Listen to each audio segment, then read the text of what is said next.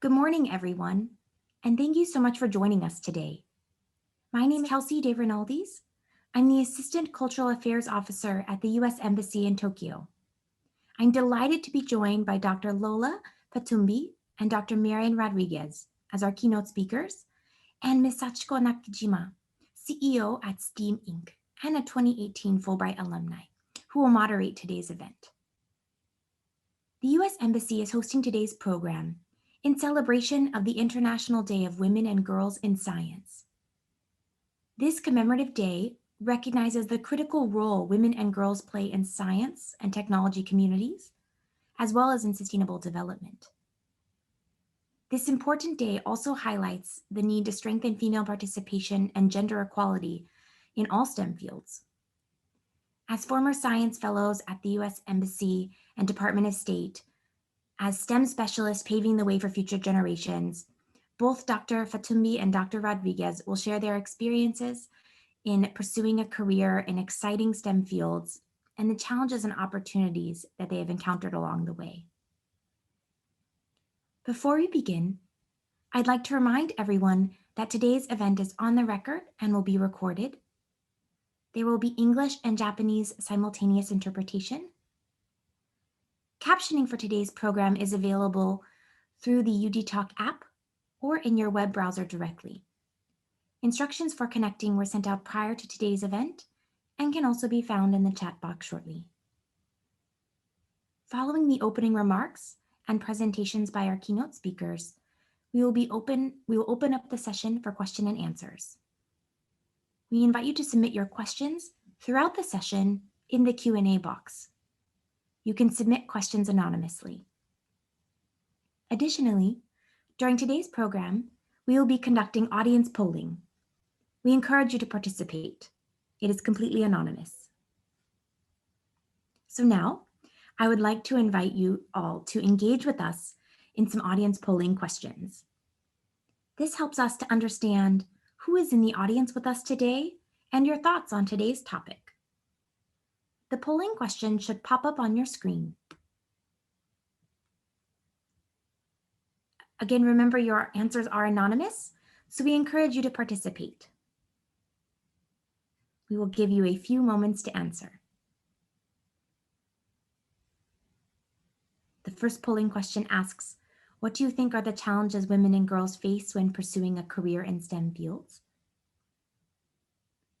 And the second question asks, what is needed to strengthen women's participation in STEM?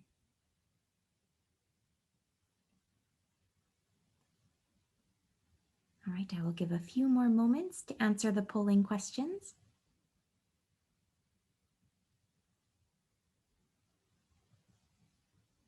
Again, your answers are anonymous, so thank you for taking time this morning.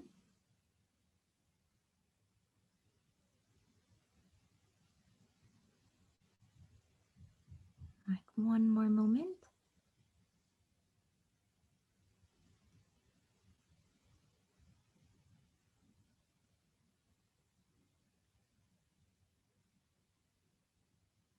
Okay.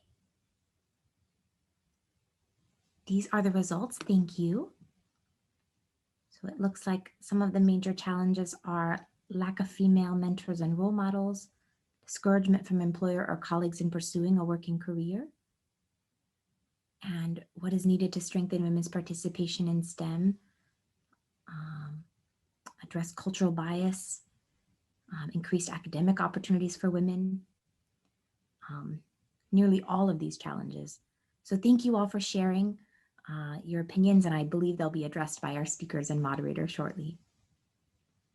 So without further ado, I'd like to introduce today's moderator, Ms. Sachiko Nakajima, who will begin our program and introduce our keynote speakers. Nakajima-san is a musician, mathematician, and STEAM educator. She is the CEO of STEAM Inc. and a STEM Girls Ambassador of the Cabinet Office, assigned by the Ministry of International Affairs and Communications to encourage young girls to explore more of the great STEM world. Nakajima-san is a U.S.-Japan Leadership Program Fellow with the U.S.-Japan Foundation, a 2018 Fulbright alumna, and was a gold medalist at the International Mathematical Olympiad. She earned a master's degree from New York University. So with that, over to you, Nakajima-san, どうぞ.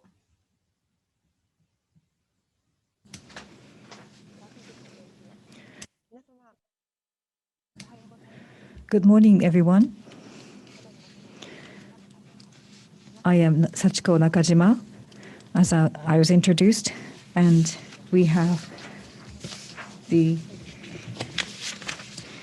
U.S. Embassy Tokyo International Day of Women and Girls in Science program, paving the way for women and girls in STEM.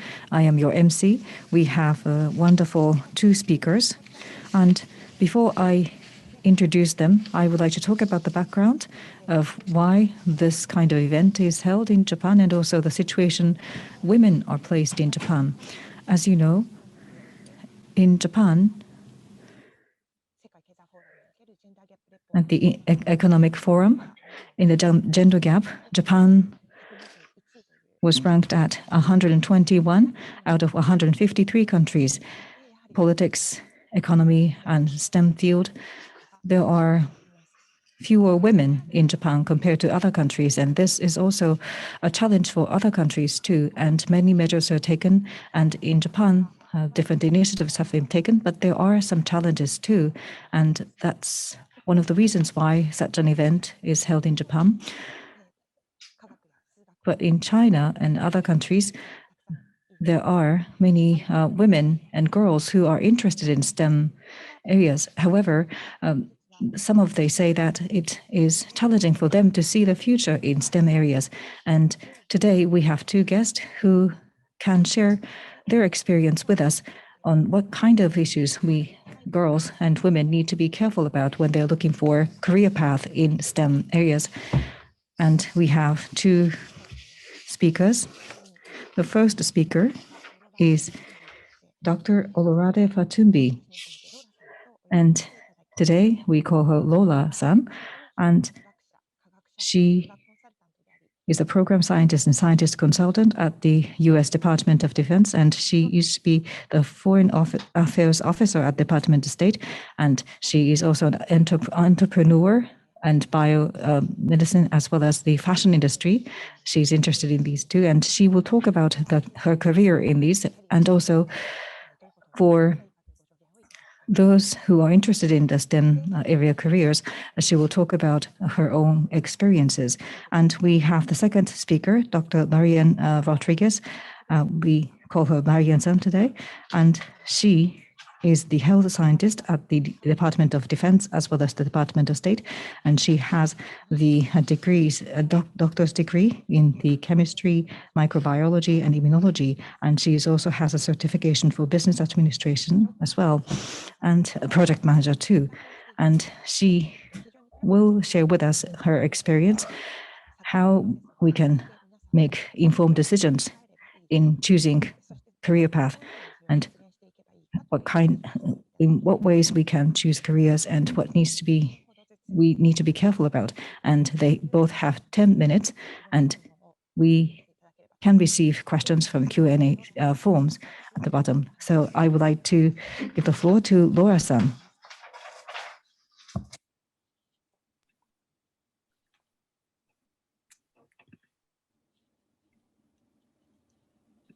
Hello, how are you doing? I don't know if I should, start my video. Good morning, everybody. I would like to say in Japanese, Ohayou gozaimasu. So welcome everybody, and thank you for having us today. So I'd like to begin with a presentation.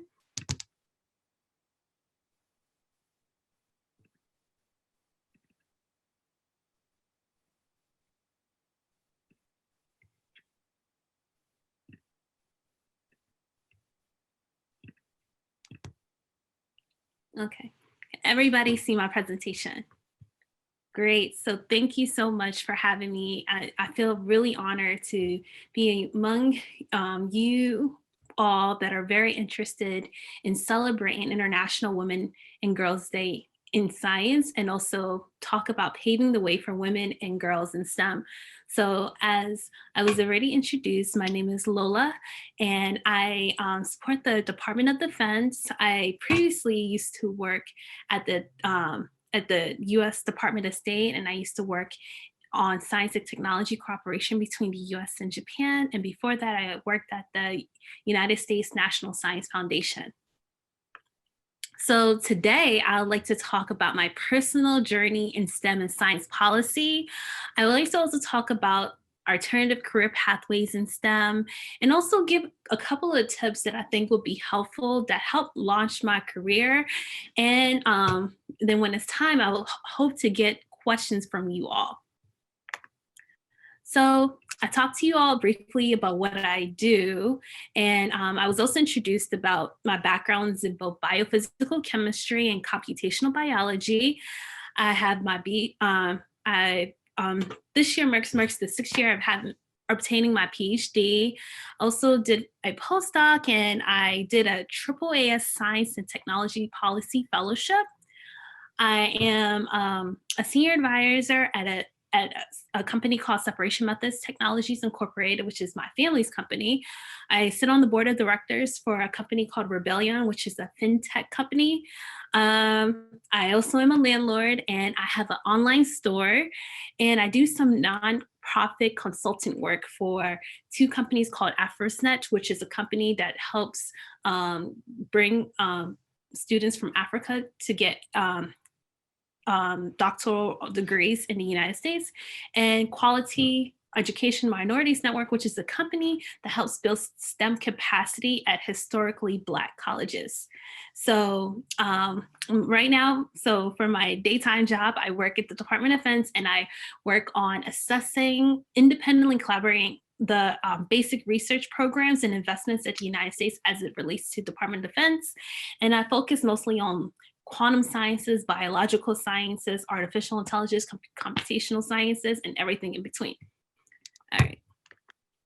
So the only impossible journey is the one you never begin. And I really like that quote because it talks about, you have to start from somewhere. And from starting from somewhere, I want to first talk about my background and my childhood, which kind of shaped my life and brought me to where I am today. I come from a first generation immigrant with 2 other siblings. This is my dad, my brother, and my sister. They dressed up in their native attire, which is from Nigeria. My mother was an owner of an African clothing boutique, and my father was a scientist, and he started his own chemistry company that has still existed for 28 years ago. Growing up, I loved both science and history and fashion, and particularly world history. And I wrote a lot of poetry. I also love music. I played the clarinet. I blogged. So those are all different parts of me that all shaped me. Science was a big part, but I also had a lot of different extracurricular activities.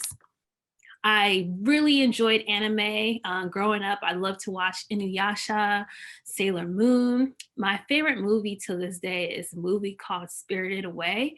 And I just love the picture and animation. Even to this day, I still think it's one of the most beautiful pictures of all time. And it's about to be 20 years since it came out. So these are a few other movies I watched, also by the same author, Howl's Moving Castle. So when I went on to do my doctoral degree, I got to study hemoglobin, haptoglobin, which are these different protein complexes and that are in the blood. And I studied them to see how I can use these different complexes and attach different drug ligands to it for drug discovery. It was a mixture of both chemistry, physics, and biology, very interdisciplinary work. And so it was really great because even as a scientist, I was very dynamic and I got to do a lot of different things, which helped keep my interest and also helped shape more of who I am. But then also another part of me still was very much into communications and poetry. So even when I was a grad student, I wrote poetry about being a scientist and being a minority in STEM.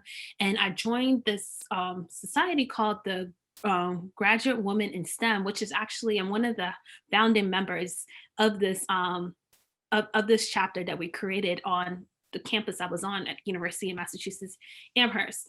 And I really, really enjoyed this. So as I approached graduation, I was wondering, like, I wasn't sure what I wanted to do because I wanted to figure out a way that I can marry both my interests in both communications and being able to be a scientist. And it really felt like I can either do only one or the other. And so I was really worried about that.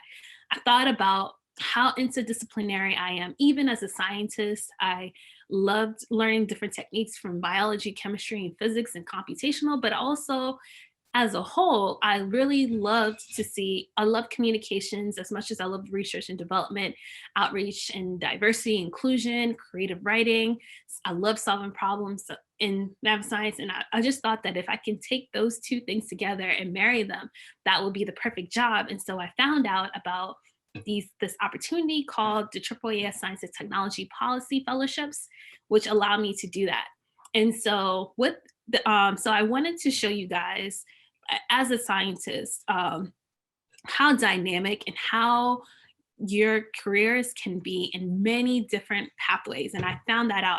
I realized that as much as I love being in a lab and love doing research, I can also use these skills in so many different careers, from business development through curriculum development, from public policy to public relations and information science and tech transfer. And I know, and it's very important for people that are, you know, women and men to be in these different sectors as well. And so my journey has been, I started off at the National Science Foundation. I got to do work through the US-China Youth Forum. Then I went on to do some work in Ghana. Then I got to go to the YSEALI Summit in Singapore in 2018. And then I got to host a meeting for the AAAS Science and Technology annual meeting that talks about being a global entrepreneur and how to harness the international innovation. So with all the information I was able to learn, I thought it was really important that I take that knowledge and figure out how I can share it with the rest of the world. And then after that, I became a foreign affairs officer at the Department of State, and I got to work on high level science and technology meetings. And I also worked on the another high level meeting, which is with the Comprehensive Dialogue on Space. And then I still remained pretty active in my scientific community and the biophysical society community. And then, but I also wanted to show you guys that other people in my fellowship have gone on to do so many different dynamic things. They've been consultants, they've done nonprofits works, they've gone on to work for Amazon, the Chan Zuckerman Initiative, Facebook, and a lot of them also started their own company. And I also wanted to show you guys some different salary basis on what you can do and what I typically saw on when you're able to extend into a career in science and policy. But before you want to take that deep dive, I wanted to put together a couple of questions you want to ask yourself as you begin to know your career. And like, I want you guys to think about these questions, like, what do you like to do? What really energizes you? Where do you want to work? What do you want to wear to work? That was a really interesting question that may not seem like a big deal, but it is pretty important to think about. And questions that you want to ask other mentors or people that you see yourself being in there, what attracted them to the field and what their typical day is like. So I wanted to give some other tips. As a woman in STEM, I think that is very important to ask difficult questions, to fail forward and understand that failure always eventually leads to success and it leads to having great experience. Don't be afraid of wearing many hats. Stop apologizing. Learn to celebrate the really small victories. Embrace your self-worth and understand how important you are to the scientific enterprise, and find support and be supportive of others. This quote I really like is, empowered women empower women. And when I think about the people who have really been there for me, they weren't always scientists, but they're mostly have been women. My mom is like one of my greatest supporters of all time. She wasn't the scientist of their parents, my dad was, but my mom has always been there to help me during the difficult times when I just needed somebody to be very supportive of me. So, and all these women you're seeing here, like my closest friends, my mentors, they have been there for me. So I saw that one of the polls is that we don't have a lot of women that are mentors, but but I wanted to say, you know, sometimes it doesn't need to be a scientist that can be your mentor, because the biggest hurdle in science a lot of times is just having confidence. And it doesn't take a scientist to help you build that confidence. It just takes a good supporter and somebody that's in your corner.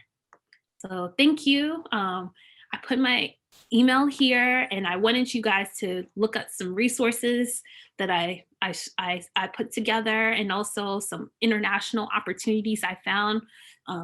We Make Scholars websites allows you to filter for different funding opportunities based on your where you're from in the world, and also check out this website called Opportunity Desk that allows you to look up scholarships, competitions, conferences, grants, and jobs.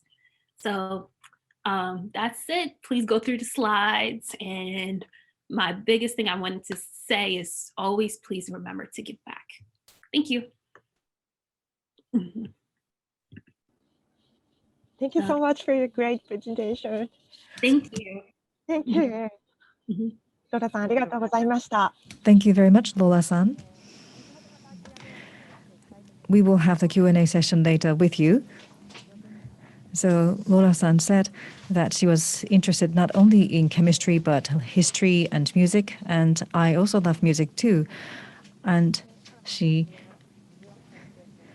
was fascinated by the chemistry area, but also she had different areas intersecting with chemistry, and also communication and research and development and outreach activities she is very much interested in.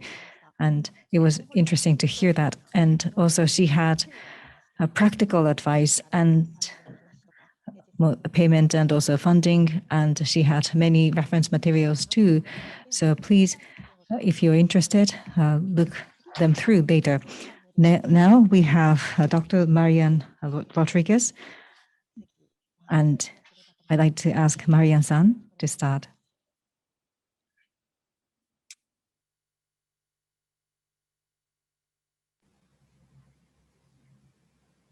Hello, everyone. Good evening for those in the US, and ohayo gozaimasu for those in Japan. Yoroshiku onegai shimasu. I want to share with you today my path, my career path. I will soon start sharing the presentation.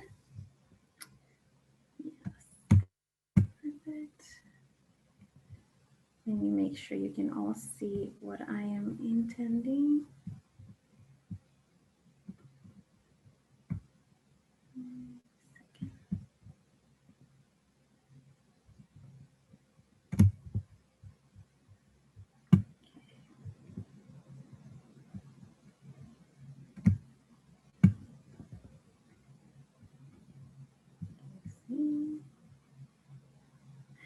Can you all see the presentation, just the presentation? Perfect. All right.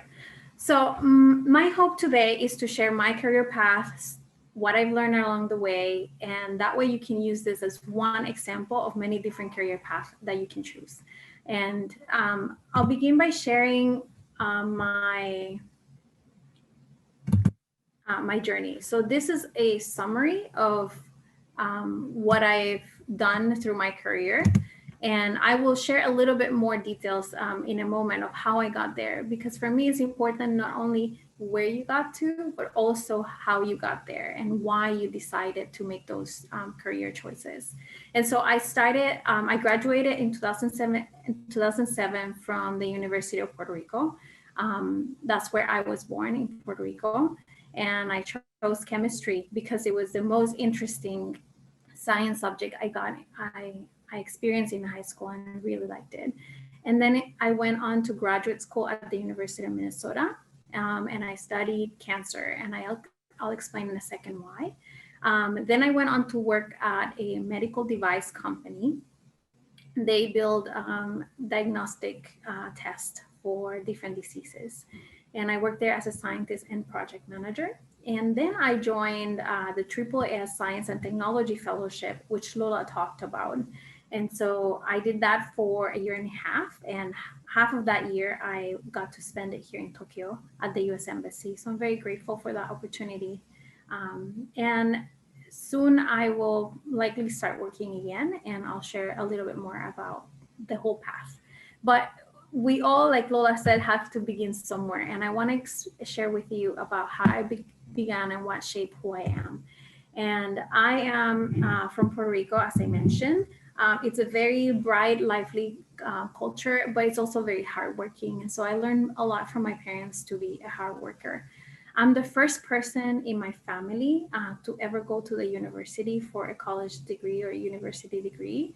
And so my family doesn't have a lot of money. And so for me, I had to find scholarships and different jobs in order to pay for my education.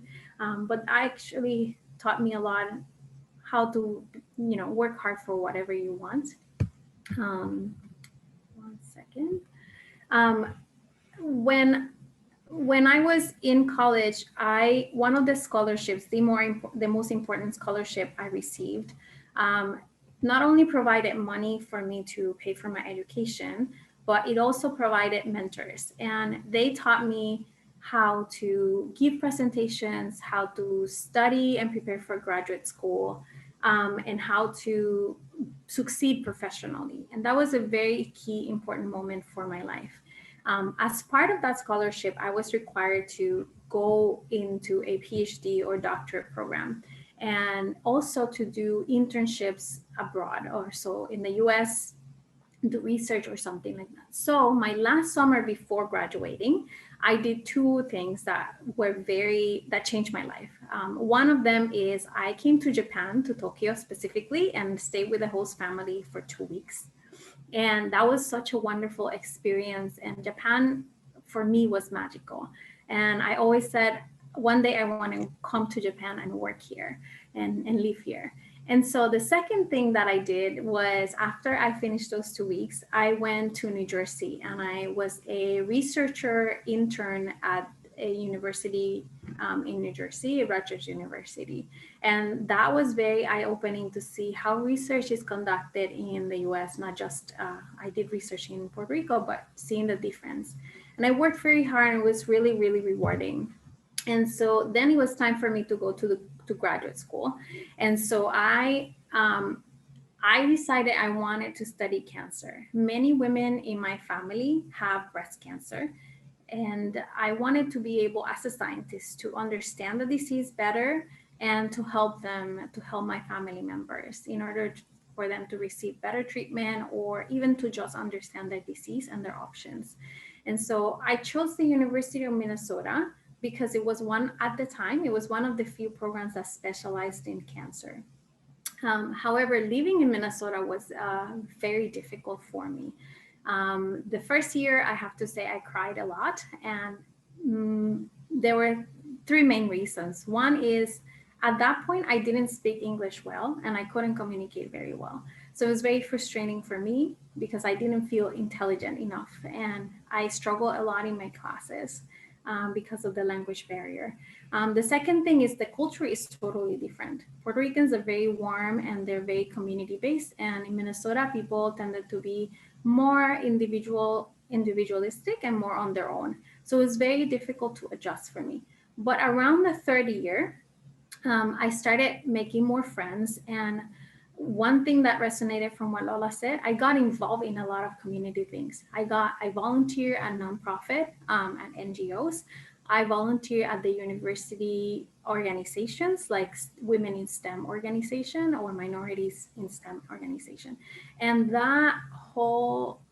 those interactions helped me build a community that then made me feel more comfortable in Minnesota, as well grow personally and professionally. After I finished my third year, I confirmed that I did not want to be a professor or exclusively a researcher. So then I had to figure out, what do I do with a PhD degree in biology? And so I started asking lots of questions, doing a lot of online research. And I came up, this list is a summary of the different things that I found out I could do with the science, or in the audience's case, any of the STEM fields. I learned how I could be anywhere from a computer programmer, designer, to being in government, to working in industry. In industry, this lower, the middle bottom one, it's all the things you can do, whether it's as a scientist in industry, so you can be a research scientist, quality assurance scientist, quality control, manufacturing. You can be out in the field helping customers troubleshoot different science problems, but you could also be more on the staff, the company staff, meaning you can be more on the marketing and business side and leadership side, project manager, things like that. So it opened my eyes to a whole range of possibilities I could do with the degree I already had. I decided I wanted to try, the two things that I wanted to try the most were industry jobs and consulting jobs. Consulting jobs are about troubleshooting. And so I applied to many different consulting companies and pharmaceutical and medical devices company. And the job that I received was with Beckman Coulter. And I'll explain in a second what that is about. But because I knew I was interviewing or applying for industry and consulting jobs, I thought it was very important for me to understand the business world. And so that's why what motivated me to get the business certificate that I posted there. I took advantage that I was already at the University of Minnesota. They have a business school, and went ahead to get that certificate while I was still doing my PhD. Then I joined Beckman Coulter. They have a rotational program. Many companies have similar programs where for 1 year to 2 years, you get to change your job roles often. Every 3, 4, 6 months, you change into a new company or a new team within the company. And that helped me have a better idea what the company did. And so I worked in my marketing, I worked in research in Minnesota, and I also worked in California. And I also connected with Latin America, and I worked with the customers in Latin America. While I was at Beckman, I started as a scientist, but I realized I was really good at organizing and helping the team achieve the goal. And so I started getting more into project manager. So I was getting more responsibilities as a project manager, and I got my project management certification. And the company also offered a problem-solving certification, so I got that. Now, when around the 5 years mark of being at that company, the project I was working on was coming to a good point for me to either stop or continue in the same project. So I knew I wanted to have a more international career because I enjoy being connected with people internationally. And the jobs that I was applying for usually require me to have both international experience and government experience. And that's why I started looking into opportunities in government. And the AAAS Science and Technology Fellowship matches scientists with different US government offices. And depending on your expertise is where you go and work and provide your knowledge. And so I was matched with the Department of Defense because they were looking for a chemist and a biologist. And I knew I wanted to be in Japan, because I had been in Japan since when I was in college, and after that I came for just vacation, and I knew I really wanted to live here at some point. because I knew I wanted to do that, I was already married at the time. So my husband started applying for jobs and he got a job in Japan and moved here while I finished the AAAS program. So I reached out to the US Embassy in Tokyo and asked them if they needed a health scientist. And thankfully they did. And I was so grateful that I could come here to work in US-Japan relationships and really interesting projects from like the GS20 Summit and towards the end, the COVID pandemic. My contract unfortunately ended at the very end of February. And so I couldn't extend. The fellowship has a specific timeline. And so I couldn't extend anything. And at that point, I was already pregnant and I was job hunting. And COVID made it very difficult for me to find a job, and as well as being pregnant. So I decided to stop my job search, have my baby first, and then continue on with my career.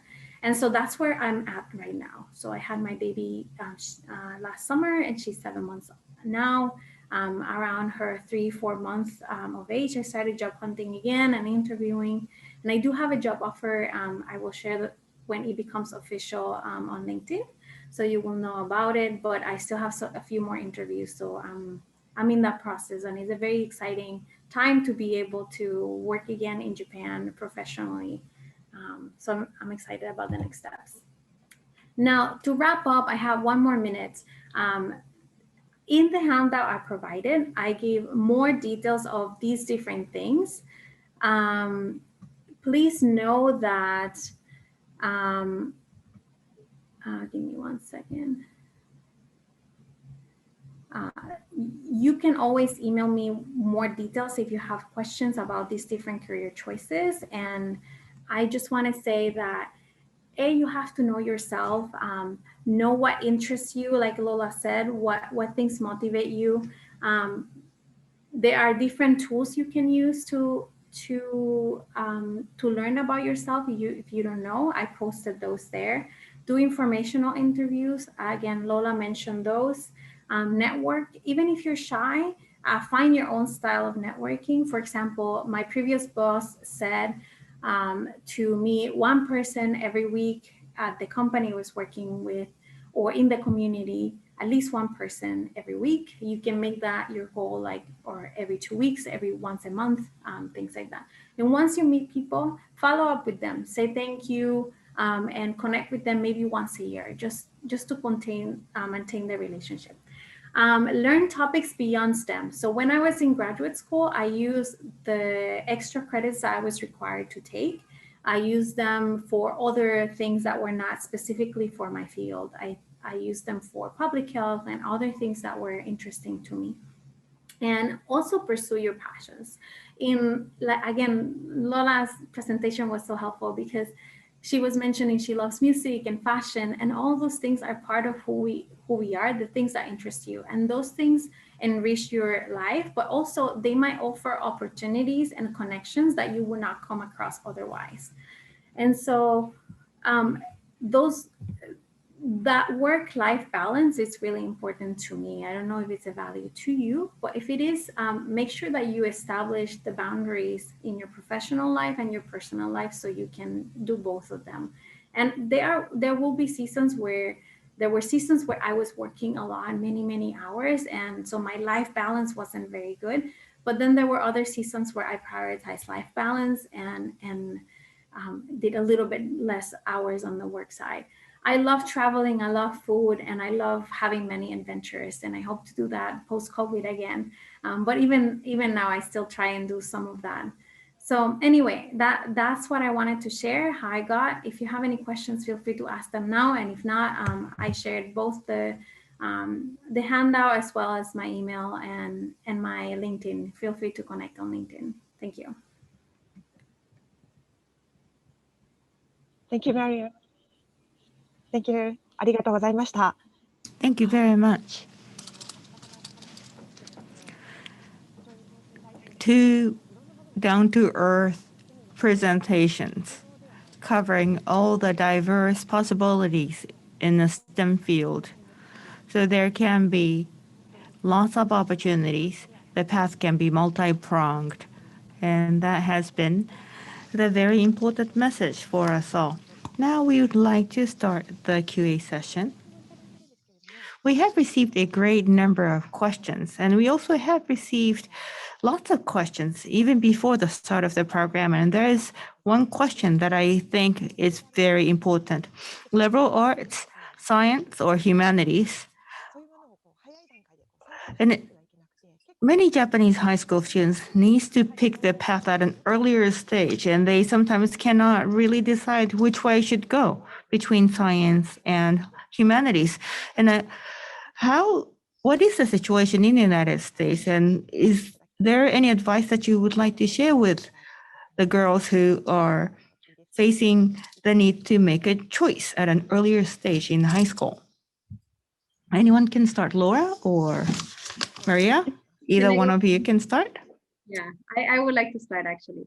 So when I was in high school, I liked both science and psychology.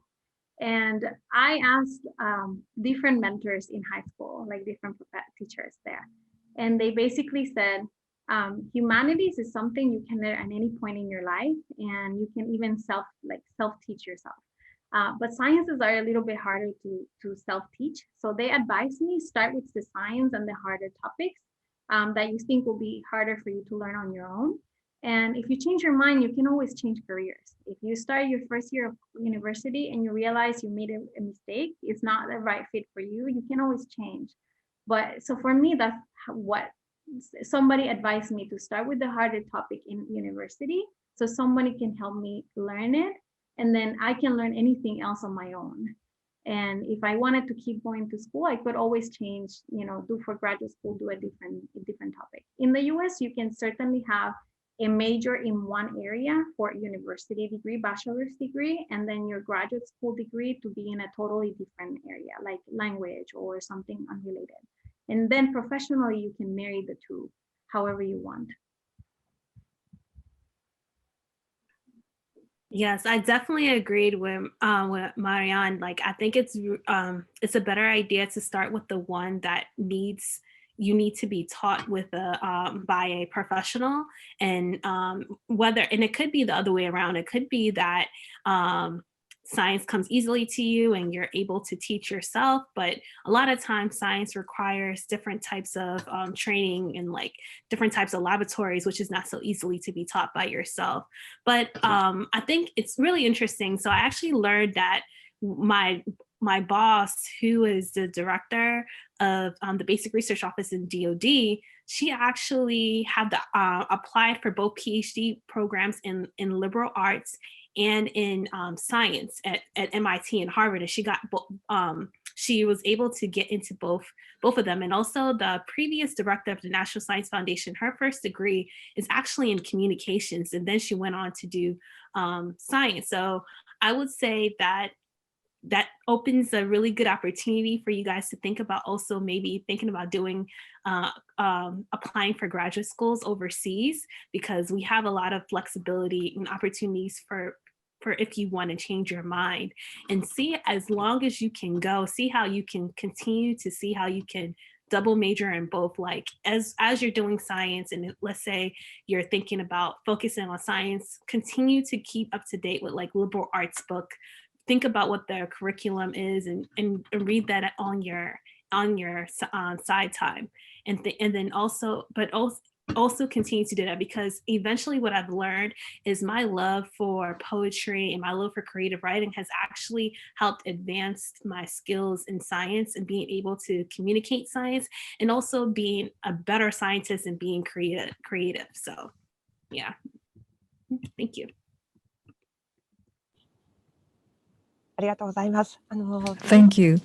In Japan, the double major is not mainstream, but I think that the same idea could be adapted if you decide to travel in the United States. Next question is a question to Lola. You said that stop apologizing, and it was written in the presentation, but what exactly does it mean? And could you elaborate on this? Yes, I wrote a little bit about that in the chat. And so basically what I was talking about is that, studies have shown that women, we apologize a lot. We can accidentally bump into somebody and say sorry, or we can say something and somebody we can sense that they're interpreting it a wrong way, and we'll say sorry, and then, or we'll just look too long, or just say something in a slightly different tone, and we'll apologize when really we didn't even do anything that's wrong. And I think that that inhibits the way for us to communicate more effectively, and also it also prevents us from showing that what we said, our thoughts are true and our thoughts are powerful. So I think we should make sure that we try not to apologize as much, and try to live more unapologetically, and also understand that we mean what we said the first time, and we do not need to apologize for having a different opinion.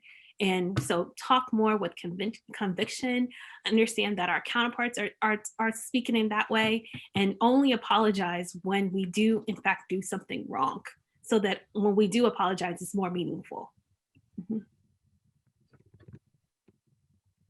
ありがとうございます。はい。 Thank you. Exactly. Globally, there is such a trend. It was quite interesting to know that there was such a trend, even from a global perspective. And both of you are multi-talented, and you're quite active. But being interested in many areas, what are the reasons or factors behind your interest in more than one field? Because many people tend to think that you have to really pick one specific area, but what has made you or encouraged you to make you such a people with diverse interests? Anyone, either one of you can start.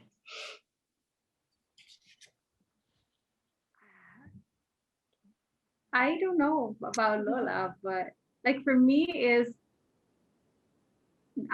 maybe because I'm afraid, like from a younger age, of choosing one thing and thinking I'm gonna do that for the rest of my life. And what if I made the wrong choice then, right? Like 17-year-old Marian might not know what 40-year-old Marian is going through life in one. So instead of having to choose one, I decided, okay, I can do one thing first.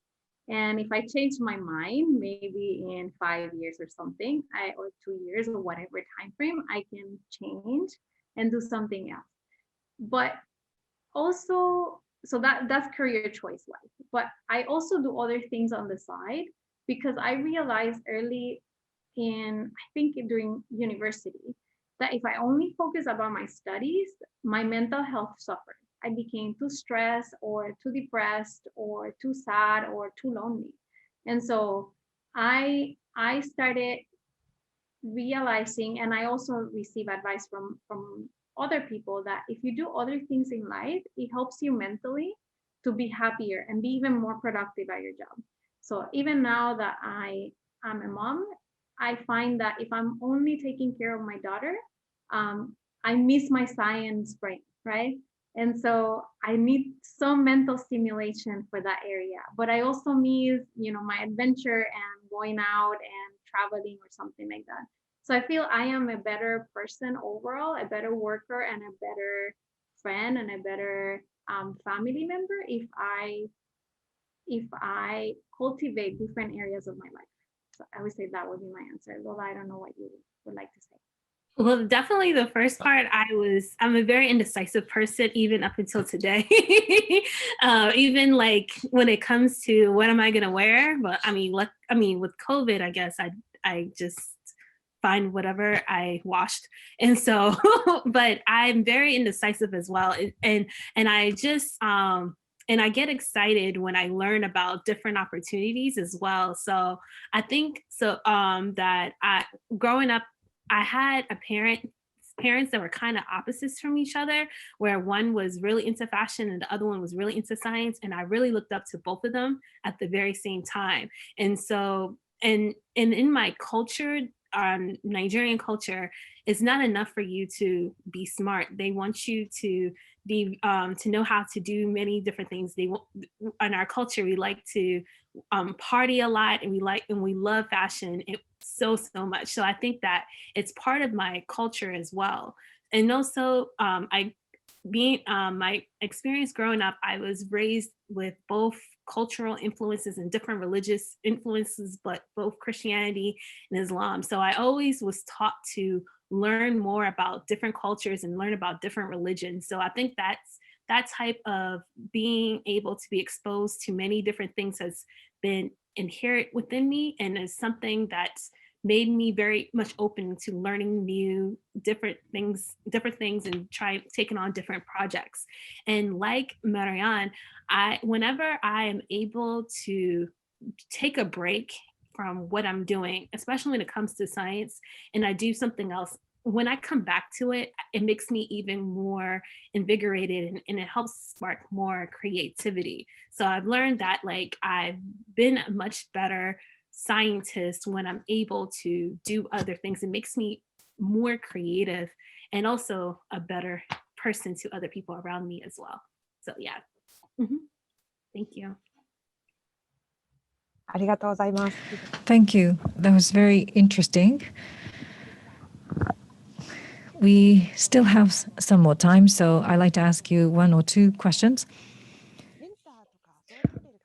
So you mentioned that there are few, the questionnaires answer that there are few mentors and role models, and I think that there should be more women mentors in STEM as well as the humanities too. But what kind of ways do you think the mentorship or mentoring or support could be given to women who are pursuing their goals in the STEM areas? I'll start again. There are two different things that the audience should know, and I put that on the handout. There are mentors and there are sponsors. And so a mentor is a person who can teach you about one thing or more, hopefully, but at least one thing. So I say that because you don't have to have one single mentor through your career. You can have many mentors that each of them provide advice on a different area. So you can have mentors for work-life balance, or you can have mentors to make salary negotiations. You can have mentors to make career choices. You can have mentors in different areas. These mentors can be people that are further along in their career than you are, and it can also be peers. So I have a lot of mentors that are my colleagues, people who went to university with me, but they have chosen different career paths. And I go back to them and say, hey, I'm thinking of exploring this career path. Teach me about it, or let me know how it went for you. And I ask them that. Or now that I am trying to balance being a mom and working, I've contacted many of my friends, about 5 that are working mothers, and I ask them, please give me advice. So you can have many mentors. Now, onto sponsors. Sponsor is a person always ahead of you career-wise, usually a person, a manager or a leader in your organization that you're interested in, the one that you're currently in, or another one you're interested in going to. These people have a lot of influence and power, and you would like to get at some point in your career, and you might not succeed to have it through the entire career. You want a sponsor, somebody who can vouch for you and promote you or give you advice or help you get to that next step. And so, for example, the vice president of the company that I work for, he used to contact me whenever he had a very specific technical question that had to do with project management. And so he became my sponsor in my career when I was at that company. And he basically, anytime there was a new opportunity, he said, hey, you should apply for this job, or here's some advice or something like that. It's a person who can influence your career movement. But mentors are people who can advise you. And one thing you need to everybody should keep in mind, the mentor can be a male or a female, or anybody in the LGBTQ spectrum. You don't need a specific gender role in order to succeed in your career, because both the males and the females in your life will form who you are and will be influential in your life as well as your career professionally. So be open-minded to who is your mentor. It can come in different age, career choices, and gender choices.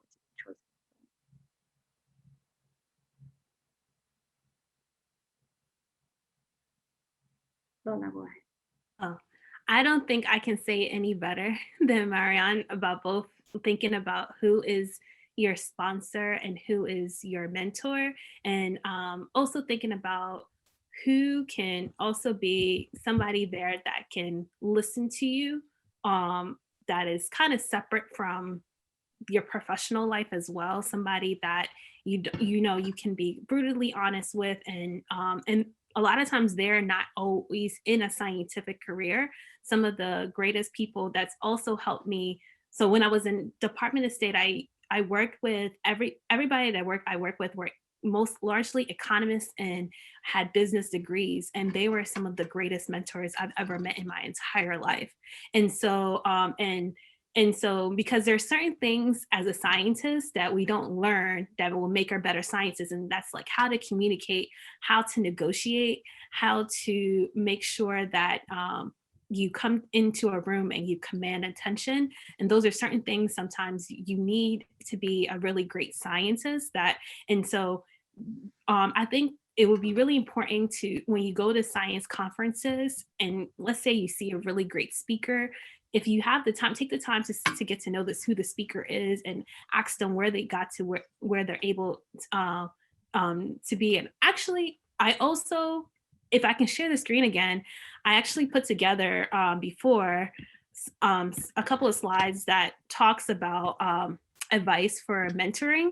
If you and I can share that with you guys later on, but it's also talks, so this is mostly advice for men mentoring women, but it can go both ways. Make sure you find somebody that is very intentional. Make sure you find somebody that also listens with empathy and understands where you're going. What are your needs, and helps you identify different opportunities. You also, it's really important to have a mentor that acknowledges gender issues.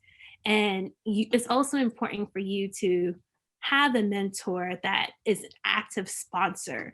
And like what Marian was saying, if especially if you find somebody that's in a position of influence, and you're working with them and you've been a good mentee, you have to be able to see that that person is actually talking about you in rooms that they know that you could get opportunities from.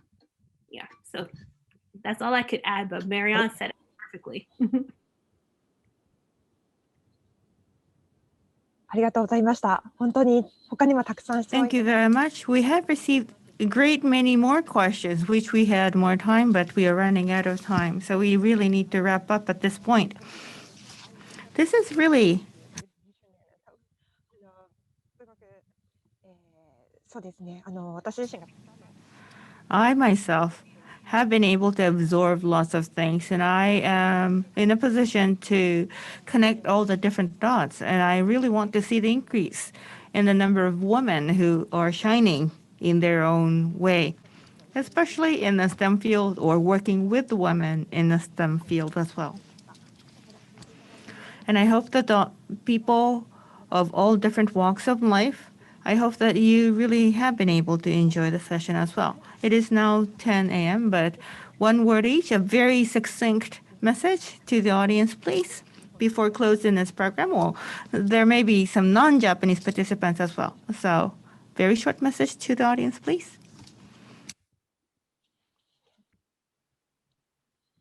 Yeah, please. Anybody? Just Okay. a short message. Short message. I will be happy to connect on LinkedIn or email me if you have any questions. I see the Q&A text box, and there's so many great questions. I will be happy to connect and answer as many as I can. Just be patient. I will delay in answering, but I will answer them. Yes, thank you everyone for such wonderful questions. You can also connect to me on LinkedIn. There's not a lot of people with my name, so I think I'll be easy to find, but I'm really trying to answer your questions. They're all really, really good. And those are questions I asked when I was, starting my STEM career pathway. So please don't hesitate to reach out to either I or Marian.